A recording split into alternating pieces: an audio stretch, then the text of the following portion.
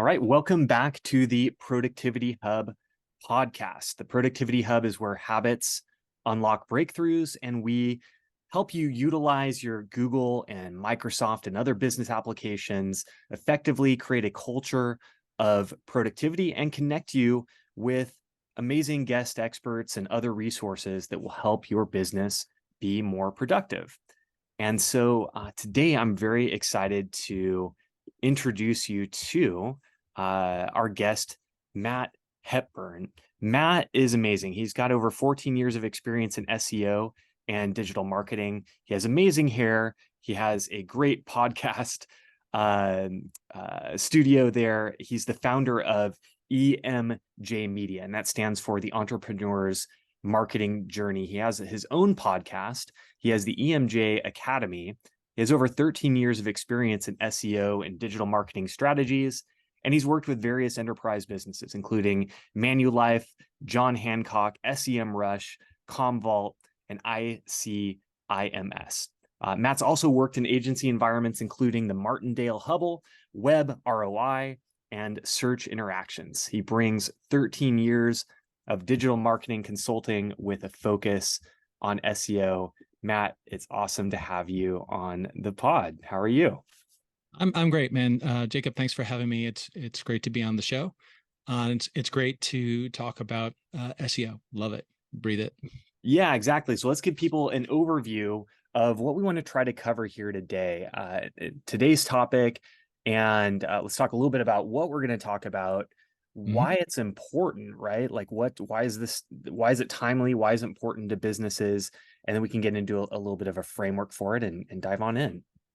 Sure. So search is critical for businesses because it's where they're found online. So whether it's a local business, it's a mid-sized to enterprise business, their buyer's journey, right, is very important. So if you look at any of the stats, most people do not look out for a sales rep until they've done 67% of their own research online. And where do they look for that? They look for that in organic search results. So if they're looking up a company, let's say it's a SaaS company, they're going to look for, first of all, let's back up again. They may be sent out by and be formed as a buying team. And so the executive may be sent lower people down who don't understand the complications of what the issue is. So they're usually told one or two things. And so it's really, really critical for early stage search that you show up in search for what their pain points are, right? And then you, instead of beating your chest as to why you're the best thing since sliced bread, it's really great if you can just show that you have the solution for their issue. And then you have the potential to make their potential buying list of who they're going to, or consideration list of who they're going to go with. That's really the first stage in the buyer's journey. The next stage is really testimonials and case studies, where you can showcase what you have done as a business and how you've helped. And then, later on, if after they've purchased, you still want to have information to remind them why they came and they purchased with you. Like, did they have some buyer's remorse back to the site and they're like, man, why did I buy this solution? Or why did I buy this software? You need to be able to talk to the reasons like that. So customer support information, really important information that you put up there where they can get easy access to it. Questions that all your buyers are asking your customer support team should be digitally found, right? As well as, like I said, case studies, testimonials, really, really important information. So that all needs to be found in Google. And Google's changing. It's changing in a lot of different ways. And the reason why it's changing is the introduction of AI into ChatGPT, and it's now ChatGPT 4. People are creating content with that and other AI software, and they're putting it on their websites. They're building backlink profiles, which are links from other websites that link back to them. It's one of many ranking factors in Google. Google has to compete with us to understand what is a relevant result and what should they rank, right? So that is the critical reason why Google's changing dramatically. And it can be that there are going to be less results on a page, Mm-hmm. It's called the SGE experience. Right now, it is testing out a light experience of that. We don't know what it's Yeah, going to. maybe 3 weeks ago Yeah. is when it started giving the generative AI. Maybe a month ago. I don't know. It's brand new, really, from this point of recording here. Yeah, we really don't know what it's going to, the end's going to be like. It's Google. So it's an experiment. Google does tons of experiments and sometimes does them for years and spends billions of dollars on them and then stops that experiment. Google Plus would be comes to mind, top of Oh, mind we as to like one of the all remember the Google Plus. Yes. right. So Yes. that, Icons that and was all that. yep, big experiment. Google authorship, where your picture and as an author was in search results was another one. Mm-hmm. It's kind of all, you know, tests a lot of things.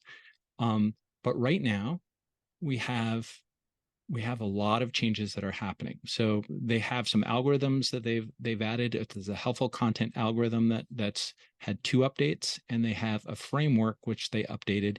It used to be called EEAT or EAT for experience, authority, and trustworthiness Mm-hmm. of your content, and they updated to experience, expertise, authority, and trustworthiness. So what does that Experience, mean? expertise, authority, and Authority and trustworthiness. trustworthiness. And Okay, now that's quite interesting, and let's make some distinctions. So when we think of our kind of meta uh, digital marketing framework, we'll start first with foundation. We want to make sure that a customer has a website that communicates effectively what they do, who they do it for, and how, and generates the trust needed for people to feel comfortable moving forward with their next step.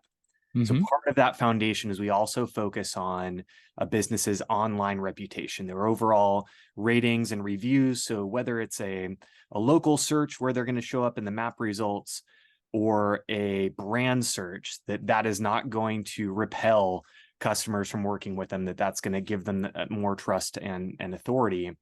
When we think of local search, right, for the local roofers and plumbers and businesses like that are hyper focused on these map results and that really driving a lot of business, we mm-hmm. think in terms of proximity, Yes. relevance, and relevance really that it's what the person's looking for. Proximity, how close are they to them, and authority.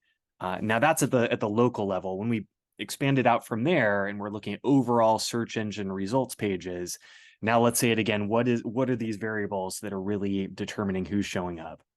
Okay. So there's literally 200 plus factors. Google's changing and experimenting in search all the time. So it's probably thousands, right? There are little tweaks that they make. One of the best guidelines that we can use is they have a guideline for quality search guidelines that they give out to about thousands of different people to come just test out different search results and look at different websites, right? And do they meet these different quality rater guidelines? Where do they fall short? And then they take this information back and they give it back to the programmers. And because Google is AI already, they tweak their algorithm based upon the information that they find. So some of the key things in that, when we're talking about authority, right, and trust trumps all of the other parts of the EEAT, right? If we can't trust the website, then it doesn't matter what else you do on it. So Exactly. one of the things that the members can do right away is have a section on their about page or their contact page that explains like who updates the website on a consistent basis. What is that information? Make sure you have contact information, especially if it's customer service information. You should have very clear like where are your different privacy, all your legal disclosures. I use something called Termly myself on websites so that they're very up to date as to all of the different laws and practices. So they want to see that. They want to make sure that the website has a So this is, SSL. we're talking about like a TOS page and a privacy policy. That's right. But beyond just your sort of boilerplate stuff, you're saying keep that actively updated. Does that mean, Sure. yeah, Sure. okay. Just with GDPR rules and everything that are changing, really critical to have, a cookie policy. Also, if you're offering something online, you want to have a refund or returns page, and clearly state that. And just remember that there's, in the US, there's the FTC with a buyer's remorse clause. So go look at that. I think it's a 3-day buyer's remorse clause. And does your site, is it applicable to that, right? So really important things. And these are really also affect reviews when it goes back to a local site. But the raters are asked to go find these different elements, right? And if you're missing one of these elements, that can affect you. So why it can affect you is because all this is AI based with their algorithms. So if they find that you're missing that, you may actually have a filter that's applied to your site that slows down how you show up in search, right? So and one of the most important thing is, do you have a site? Do you have a HTTPS, which is a SSL or secure socket layer onto your website? Fundamental, yeah. Really, really critical, right? Because if you don't, and you only have an HTTP in your website, people are going to get warned that, there's an issue with your site, and it's not secure. So you don't want anything like that anyway. So yeah, these are all just things that are in these guidelines that are basic things. Really though, if you look at this EEAT framework, Lily Ray, who's really one of the leading experts in the field on this, really, when I interviewed her, she said, if you have 5 AI articles on how to prevent a heart attack, and then you have a cardiologist who has 20 years worth of experience, and he actually gives his opinion of like what's the best thing to do to avoid a heart attack, going to lean into that. So some of the things that you can do to help yourself with this is called using a person schema and same as schema. So if you have a WordPress site, you can use a plugin called Rank Math that'll help you connect all of these things. And really what it means is you're going to try to connect the dots of who you are as an entity online. So if you have social media profiles, if you've ever been a author, or you have a bio on a third-party website, if you've been in a podcast, right? It's important for you to connect the dots that Google understands this is the same person. So you're not competing against yourself. You are considered in Google an entity by your name, right? So you're connecting the dots and you're telling Google, and now they understand, oh, this is all one person. So that's one of the first things that you can do. And then it gets connected on your blog with an author schema. You can connect that. You can say, oh, this is the author of this user is an author of this content, and this is the schema associated with him. Yeah, so you would call these like foundational pages, identifying, connecting the dots, creating your schema before you go out and start then building on top of that with your actual right. And if you already have copy already out there, this is a simple tweak that you can do to connect all the dots on your website and everything else that you've done on other websites.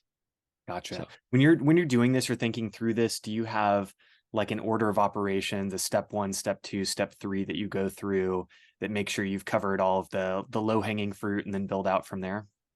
So I usually do a manual audit if I'm working on somebody's website. And so I'll use a piece of software called Screaming Frog, and I'll connect that to their Google Analytics 4 account, Google Search Console, and another account called Ahrefs, which is a kind of a link metric tool. So I'll connect all those things together, and I'll do a crawl, and I'm able to have a lot of information about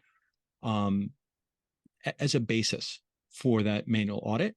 But then you have to go out and then you have to use your intelligence and say, well, what does this tell me, right? And then you have to go out into Google, into search results, and say, okay, I'm seeing tag pages or category pages on a regular site indexed within the search results. Okay, because I'm seeing it here, you're just going to double check that. You want to make sure, then you need to be able to provide section by section in a PowerPoint, your observations, snapshots, all the information that you can give to that owner of the website and say, like, here's the issue, here's what I would do to fix that. Then once that audit is complete and you present that to the owner of the website, you need to have a priority list of what needs to be done first, next, and I usually just number it. Yes. And so it's what is most critical in nature, usually on the indexation of their content. Like things like, is their thank you page for their contact page indexed in Google or something like that? Are there the landing pages they're using for SEM, are they indexed in Google? Because that would be bad, right? Because if they're not sharing the same organic pages, if they're separate landing pages that are just supposed to be there and they have a thank you page associated with it, which usually has an asset that you're giving, if you're just giving that away free unintentionally within Google search results, that's really bad. That's Right. a bad thing. Right. So, all these things down the line, there's usually 40 to 60 slide PowerPoint. And then you're able to, one, charge a good fee for that audit. And then you give the instructions to the client. So the client can take that and do it themselves if they wanted to do that, or had somebody you can work this in-house do it. internally. You could do nothing with it, or you can work with us to get this or done. you can work with me too, and I will help do that with you. It really depends on the access of the, some sites, they don't want to give you access. So then you work with somebody internally to say like, okay, well, here are the steps that you need to take. And there's certain things that you can do, but if it's internal on a CMS or data that they don't want to release, sometimes you're doing this without analytics information or out Google Search Console. So you're limited into scope of what you can show them. It's really about how tight is the privacy and data that they are allowed to show, maybe compliance wise. And so, yeah. Excellent. Well, let's kind of make this distinction around who this applies to. So when we think in terms of a foundation of a website that generates the trust needed to move forward and an online reputation, that's baseline. We're going to recommend that to every business of any size. That's right. You're solopreneur, local plumber, roofer, whatever, like having a website that communicates who you are, what you do, the difference around working with you, your reviews and testimonials and case studies, and the other points that are required for somebody to feel comfortable moving forward is complemented by a strong online reputation across the board.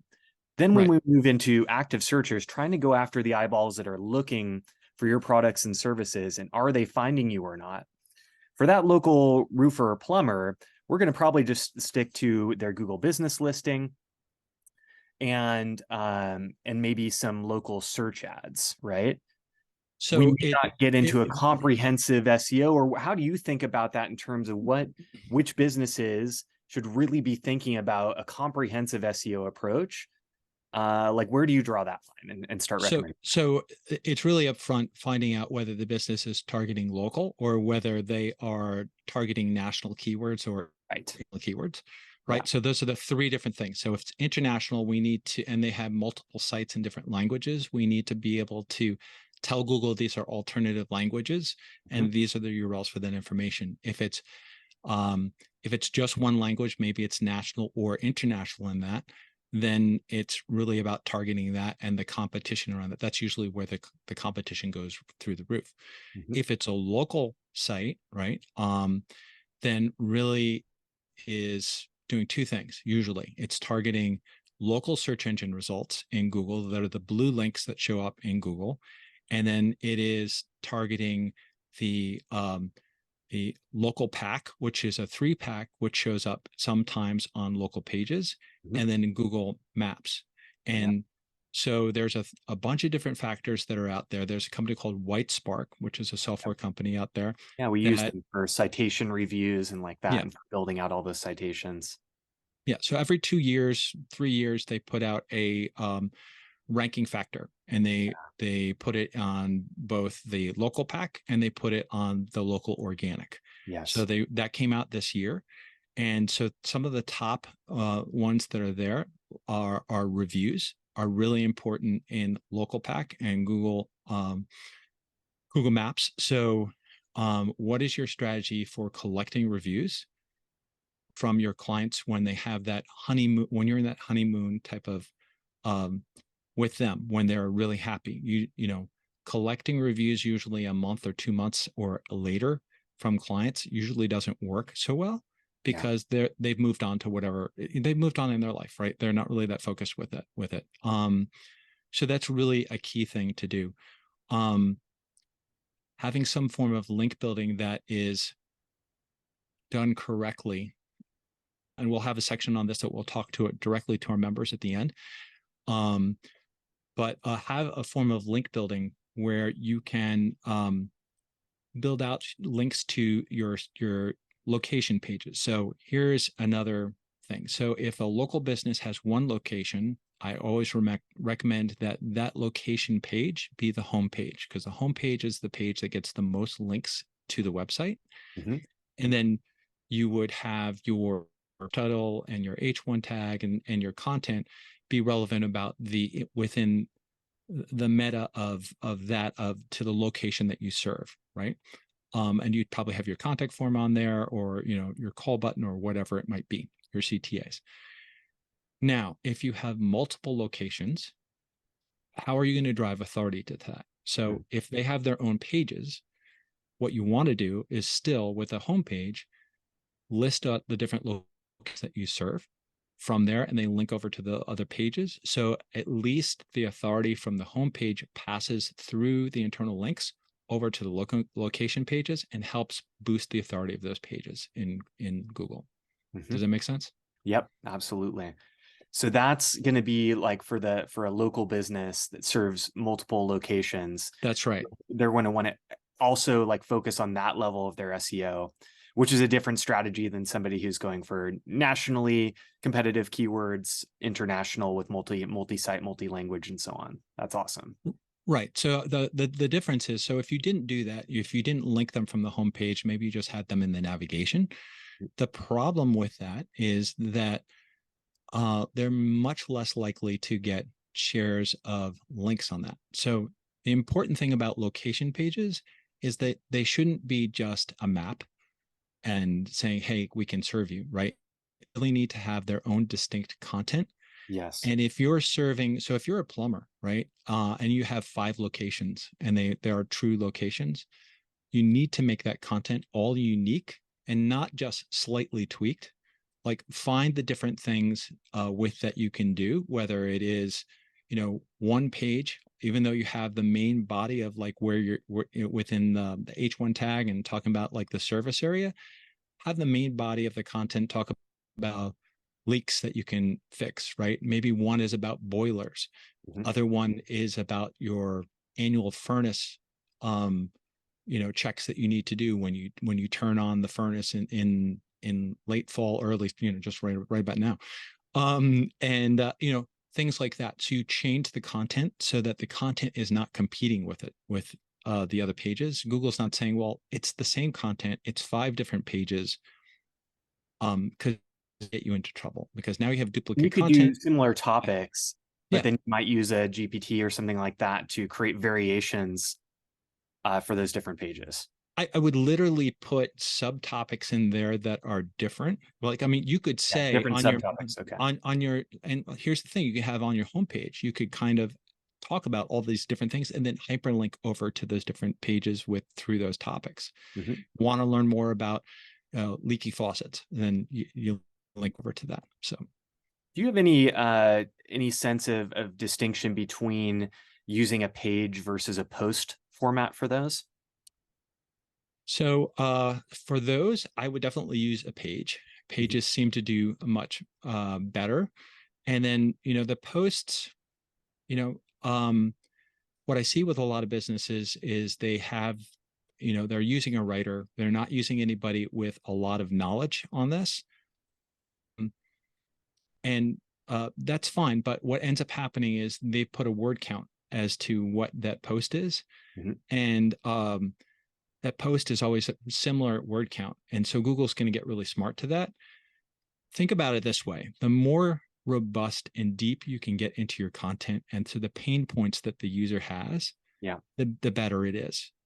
One tip I can give you on local that you can do that will set yourself apart and give you more ability is that make a video reviewing the content on the local page that you do, upload it to YouTube, have your local page title and all that information in there, and now embed that on that page. So if possible, now you can get a local video within the search engine results as well for that page, right? And then you make sure it's included in a video sitemap. And so a video sitemap, or what a sitemap is a list of content that links over to Google Search Console or Bing Webmaster Tools. These are two different tools that are given to us, and it tells both of those search engines to say, okay, when new content is in this sitemap, right, and it has a date when it was modified or when it was added. So when new content's here, go crawl that, and then we'll index it. Or if content has been modified, it allows Google and Bing to go to crawl that sitemap and say, what page out of all these URLs have changed? Oh, this one, it has changed, and this is the date that it's changed. I'm just going to crawl this page. I'm not going to crawl the rest of them, because these are the ones that have changed, and then I'll update my index on that. Does that make sense? Yeah, perfect. Yeah, love it. So yeah, these are like some structures we should probably implement and think through for like local business clients. We like to use what we call like a marketing hub framework that is really focused on that trust factor. And then SEO, we've leaned heavily into citations with Whitespark, Google Business Management. We see a lot of visibility increase simply by actively managing a customer's Google business listing, making sure that the new weekly post, making sure that there's all the Q&A is filled out, all the product and services filled out. That right alone, when we run like a local Viking GeoGrid, can see substantial increases in visibility in a short period of time. So the citations, while they're still helpful, that's really going down. So it's really about a 7%, where I think last year it was about 11% or higher in what it was as a ranking factor. So they're still important. However, I would really say that the more relevant, deep content we could do, the better. Yep. And just have depth and breadth of that is really kind of key. LSA ads are really, while they're not SEO, they're really great.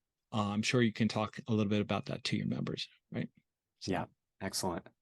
Sweet. Okay, cool. So that kind of gives an idea of who should be focused on this and at what level here. So we left off the conversation at, hey, business owners, business leaders, who's good to be looking out on your team? Like what kind of skills and qualities are required if you're going to try to do this internally? And then, if you're missing that, but you still need these outcomes, that's the time to be thinking about outsourcing this, or sometimes a hybrid approach where you're going to get the complete audit done and some guidance, and then your internal person can take it from there. I'd suggest that the thing that you probably don't ever want to do is tap somebody internally to try to figure this stuff out from scratch. Matt, what are your thoughts on that in terms of starting from scratch, and then what qualities are important? Man, I've been learning this stuff for about 13 or 14 years. It's ever changing constantly.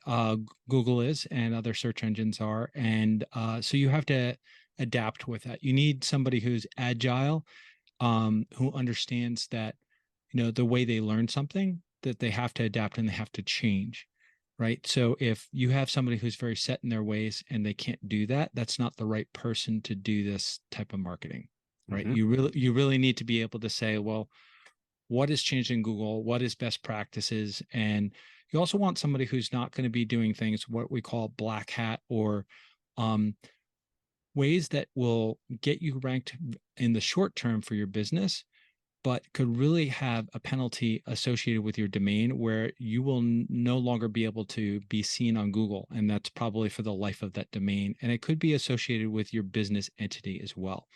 So you want to make sure that you have a really ethical and moral person doing this, but one who's agile. And the way I've always thought of that is that, black hat would be anything where you're trying to basically use tricks and gimmicks to get there.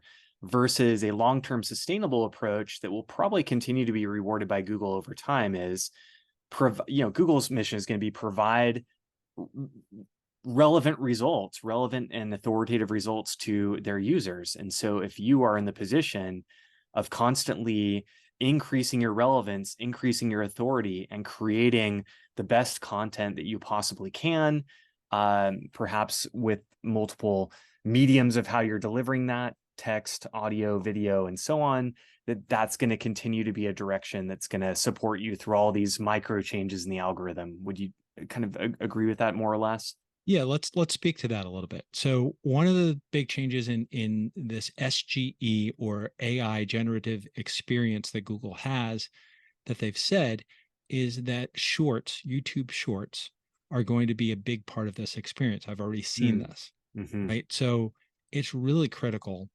that you have shorts for your business. And one way to do that, right, is if you recorded a video, whether it's just a video that you're going over questions like we were talking about in your copy, and then you're answering them, you could cut that up into little shorts, right? And shorts are, whereas you see right now in our video, we are horizontal and there's the two images left and right. So they are vertical video. So you have to have the right type of software to do that aspect ratio, but they're also 30 to 60 seconds long. And you want to keep people active with, whether it's animations or the background or something that they can see. And it's also different from YouTube long videos, is that you don't have a thumbnail option. So if you have a thumbnail that you want to use, you have to actually use that in your editing software. So it's the first few frames that is picked up versus a separate image that YouTube will use. And the reason why YouTube is important, whether you're a local business or you're international or a national business, is that that's where everybody they're going to learn, right? They're going to find this information on Google, and they are actively looking versus, in organic search, yes, they may be looking for early stage content or some of the part of the buyer's journey that we're talking about before. But the difference of that and paid ads, right? I'm just going to make a little comparison, is paid ads are really a disruptive, at least on Facebook and on Google, they're a disruptive search versus you're doing something else and then you're actually seeing this, right? So yeah, so we're not talking about search ads where somebody's typing in a search and then you're delivering a search ad here. We're talking about more of a passive prospect campaign where you're trying to interrupt what somebody is doing and hope that your content is relevant enough. Always a harder task than going after the people who are already looking. That's for sure. That's for sure. So for me, it's really about, how do we actually do this? So if I want the higher visibility for a business to show up, so whether it's, like I said, whether it's local or whatever type of the search results, if I can actually get more information out there, especially in this SGE experience moving forward. Now, we don't know what that's going to be, but that's going to be a critical part for moving forward. And then if the business wants to have if they're interested in doing video, is moving their Google podcasts, their audio podcasts, off in 2024. They're discontinuing it. And it's because they started YouTube podcasts in video format about 3 to 6 months ago. And they're really set that up. Yeah, it's great. It was great to see that. It was like a new channel type, really. Yeah, they're really pushing that. When they first pushed it out, it didn't have a separate tab for podcasts, but now it does. Yeah. So one of the things that you can do is, if you're going to record talking, whether it's an interview or a monologue or whatever it might be, right, you can then cut that up into shorts and then, have that be really the most important parts of that conversation or that monologue. And you can show up for that. So it's another thing you can do. And the other thing is, in Google Business Profile, they are now actually allowing you to have a video on your profile so you can show up in that format as well. So why is that important? So you're not going to have audio on it because you're going to be with all these other results. But if you can have something that has movement in it, think of a painting and a focal point, right? So if you're looking at a local pack and there's 2 other results there and you're there, and yours is moving, right, and has action in it, it's more likely to get a click on it. So, Absolutely. so Right. Excellent. Okay, cool. That is actually a very valuable insight. And so I'm thinking about all sorts of, even it's the local business, your local landscaping company, and you're doing mhm. a longer form video around a whole project, and then slice that into all of the key little elements. Almost think of it in terms of chapters and paragraphs, and a short is going to be more of like a paragraph of Yeah. content versus the entire book there. And like I said, they're not going to see something, but like as an example, if you had a jewelry, or jeweler who's competing against two other jewelers in the local pack, if he has a necklace which is swinging, right, Mhm. and catching the light of the diamond, that's really clickable, man. So, Right. right. Excellent. Okay, cool. Well, let's transition to talking about which applications are you using in the Google ecosystem. And I don't know Sure. if you tap into Microsoft for this stuff as well, but which applications are you using in the kind of the core Google ecosystem, and then which auxiliary tools and apps are you using to accomplish what you need to be able to Right. uh, get So the yeah, results? so I use two or three different types of tool sets depending upon, like, during my day at Manulife. It's all Microsoft 360, right? Mhm. So it's communication with Teams. It is um, regular Outlook and normal tools that they have within Microsoft, right? Um, if it's on the side and I'm doing work there, it is, definitely Google Sheets is a big part of it. Google Drive, And so let me stop you there on Microsoft right? 365 with Teams, for example. One thing that Dan Reagan of UGC Factory, a buddy, and he'll be in an upcoming episode, user-generated content. You might actually really appreciate that episode and how effective he is with creating these UGC ads. Hmm. Uh, but the idea he had is like, hey, you're having meetings throughout the day, record them all. And so Microsoft Teams has this ability to auto record meetings. So then if you have somebody on your team that's responsible for harvesting these nuggets and turn them into shorts, that's a great place to be pulling relevant content.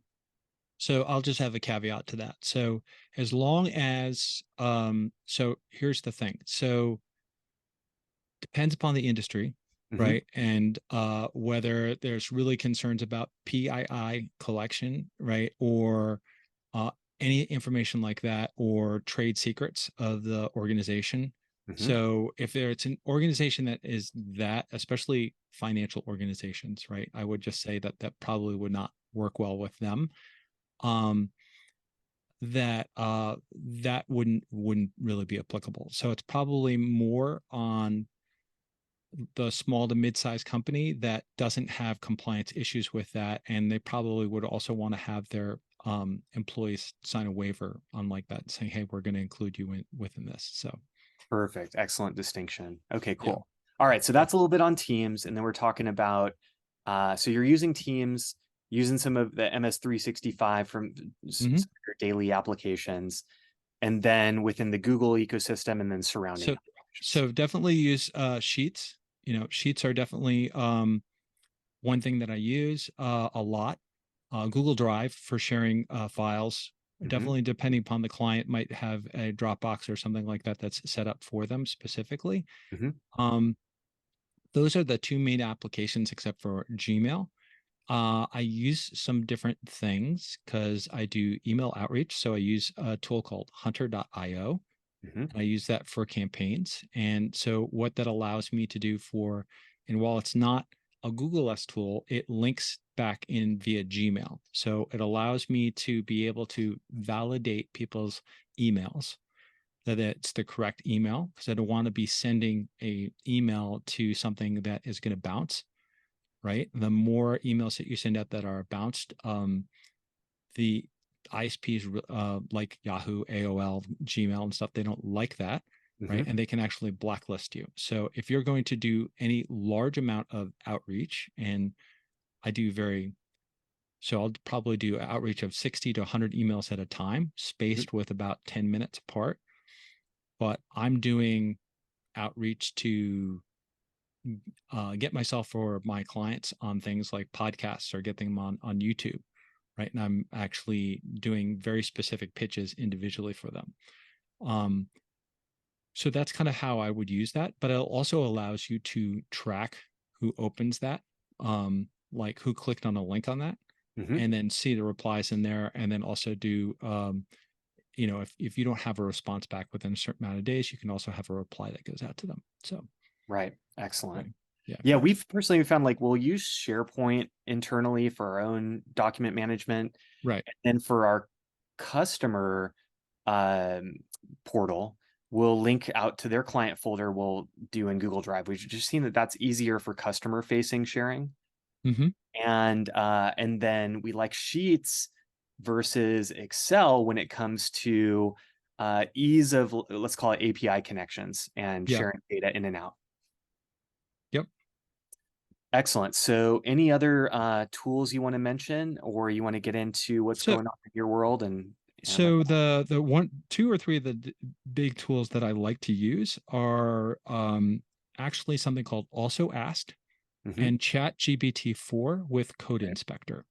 With Right? Code So Inspector. Okay, great. with Code Inspector. So ChatGPT-4 with the Code Inspector allows you to add files up to it. So CSV files, images like PNG files. And then what I'll use is I'll use the Also Asked. It's a tool that collects. So you put your overarching focus keyword in there for an article that you want to write, let's say. And it will pull all of the people also ask results Mm-hmm. out of Google and in the CSV, and it will give you all the information around that, like what is the website with that, what's the anchor text, all that information. And then it will give you a PNG that shows the words in a hierarchical fashion connected in a PNG file. So you get a visual relationship you of get these a things as well, visual relationship. priorities and opportunities. Right. So, and why is that important? So, if I'm going to try to write a content brief in ChatGPT, I'm going to give it some different prompts. I might actually put in a very long prompt about the type of buyer avatar I'm looking to actually make the content to. That's a totally separate prompt, and it might have 1,500 to 2,000 characters in it. So I usually copy it and then tweak it just slightly. Then I may say, hey, I want to write a blog post on whatever the overarching topic is. I'm looking for the top 10 subtopics that I can use. And here is the attached CSV file with all these questions from this column, whatever column A or column B, whatever it is. I want you to sort through them and find the most relevant questions. Then once it's produced that, I'm going to upload that PNG file. It's going to look at that in an RPC format. You're going to have to tell it. It might say, hey, I don't understand what the file is. Well, look at this RPC format and then tell me by the hierarchy of the questions, go back to those 10 questions you gave me and rewrite them based upon that.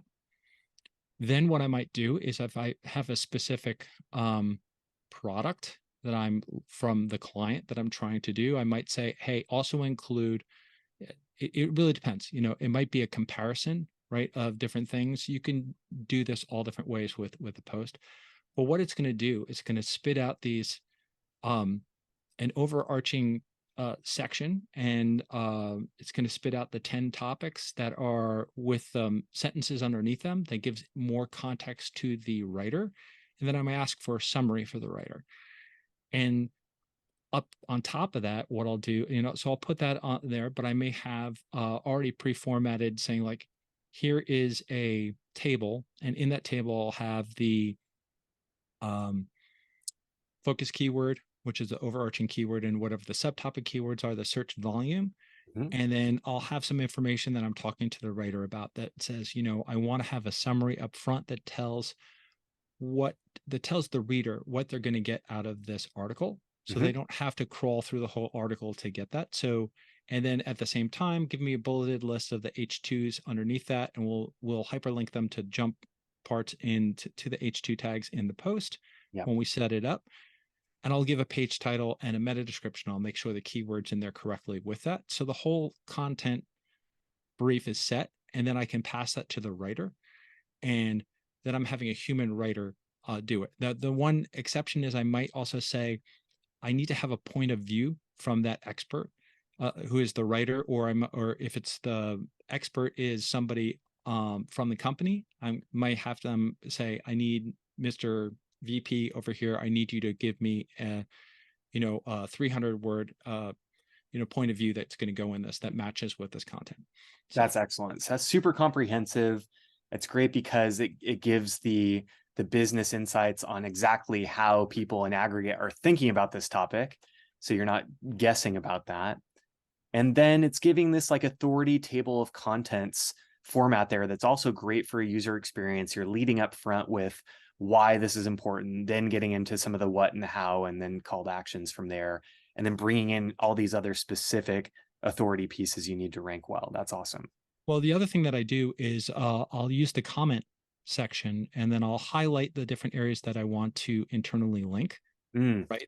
The text, and I'll say this needs to hyperlink to here, whether it is you hyperlinking it, or if this other post is not live, then the staff will or myself will hyperlink it once we push it live, both posts. In other words, a visitor gives a comment on a post. Are you saying no? So I'm actually leaving a comment in the Word document as to I'm gotcha. highlighting the text that I want to be linked, and typically it's going to be text that is relevant to this other post or this other page, right? And then I'm going to say, well, this needs to be linked to this URL, and depending upon whether that other post or page is live yet, I'm telling them that if it's not, don't worry about it. Then it's really instructions for us, for once we push both those things live, for us to go back and internally link this. So perfect. Right. All right, cool. Well, let's do a few things here to wrap the public episode. Let's talk a little bit about what you've got going on in your world, any sort of public promotions, opportunities, and like that. Let's tease out what we're going to give to our Productivity Hub members as well once we're done with the public content here. And then we'll go ahead and conclude and move on into some step-by-step, some how-tos here. So first off, tell us what's going on, what you're excited about in your world right now, and what's incoming.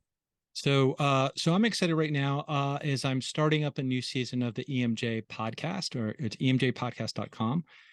And we've kind of refocused what the podcast is about. Before it was really about SEO, and it was really more for people who wanted to be an SEO professional.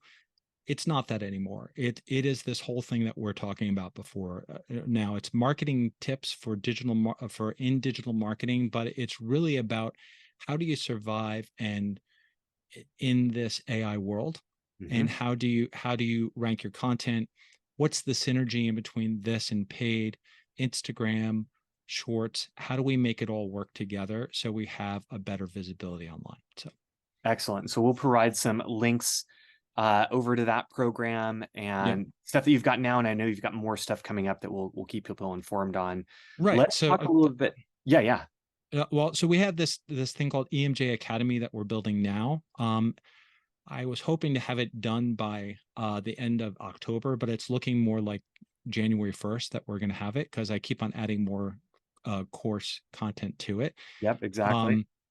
Right. So that really is going to be about how do you tie all these things together in a synergistic way.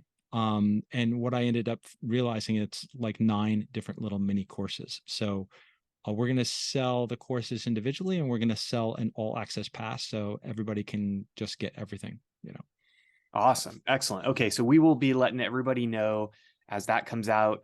Maybe we'll have you back on as well with part of that launch, so we can kind of highlight all the cool stuff you're doing there.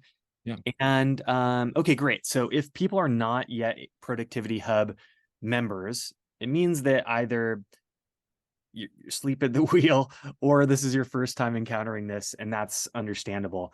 Go ahead and click on the link in the description to find your way over to the Productivity Hub and learn more about what we're doing with the full platform there. Let's go ahead and tease some member content now that's specifically for our Productivity Hub members. I wonder, Matt, if you think it might be possible that we could focus today on this idea of taking like a long form video and then kind of walking people through the steps of how to break that up into shorts. Yeah, no, we can definitely talk about that. The other thing that I really want to tease out too is there is a way to make with link building with a very specific way. Like the link building of old, where we're doing these guest posts and all these different things, that's kind of dead, right? Mm-hmm. The new thing is relationship marketing. And what does that mean? How do you get onto TikTok and onto YouTube for influencers? How do you get to be a guest speaker on a podcast? What does that mean? How can you have referral traffic coming back to your website and links from these other sites that are topically relevant? The reason why that's important, we were talking about EEAT and your expertise and your experience, right? Well, what does a podcast or an interview do? It showcases your expertise and your experience. Exactly. Probably the strongest link that you could have. So that's excellent. All right. So that's exclusive to members, and you can see why it's valuable to be connected to experts in there. If you're just watching this here on YouTube or the rest, then thank you so much for watching this episode. We covered a lot of excellent stuff here today with Matt. Matt, thank you so much for all of your insights. Viewers, if you got some value out of this, what would be super valuable? Obviously, like the like and the comment. But if you could comment on what was your main takeaway, what did you find most valuable from this conversation with Matt, and what else would you like to hear from Matt in the future? What do you feel like didn't get covered that we could cover in a follow-up?